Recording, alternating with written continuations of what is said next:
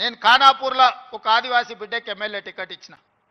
అతనికి ఉన్న గొప్ప ఆస్తి ఏందంటే వాళ్ళ తండ్రికి ఇందిరమ్మ ఉన్నప్పుడు ఇచ్చిన ఇందిరమ్మ ఇల్లు.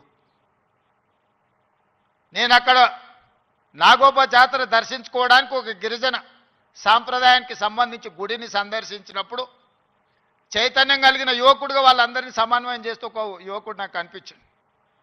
పిలిచి పేరు అడిగినా నాకు అర్థం కాలే.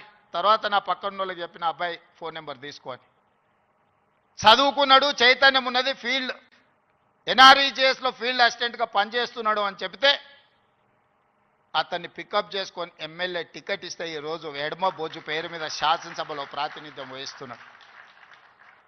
దానికి కారణం చదువు, చైతన్యం.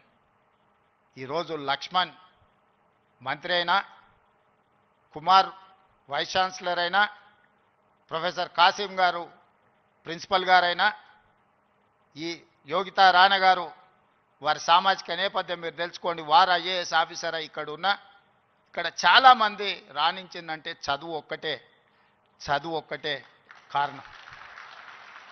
ఇవాళ చదువును మనం నిర్లక్ష్యం చేసే పరిస్థితి లేదు.